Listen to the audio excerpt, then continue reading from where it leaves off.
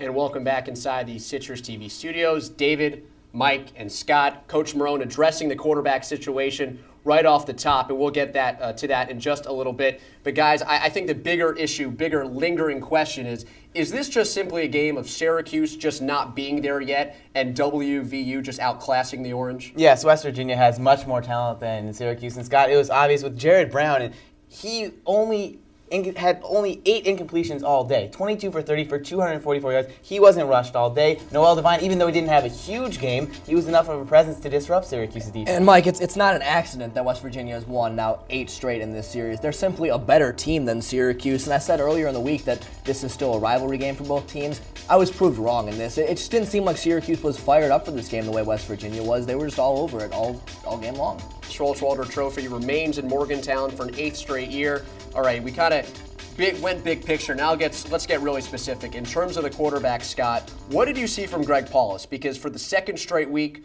last week against South Florida, this week against West Virginia in the first half, did not look comfortable out there. Well, I saw a quarterback, David, who was simply confused by the defense that was thrown at him. This was the first defense he's seen, Mike, all year they were in a 3-3-5.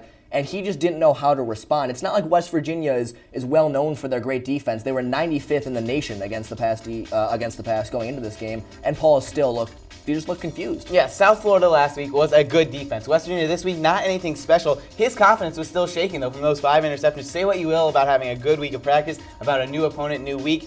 That was his worst game of the season last week, and it still affected him this week. I mean, you could see at the line, he didn't know who was blitzing, who was going in coverage. He was just confused.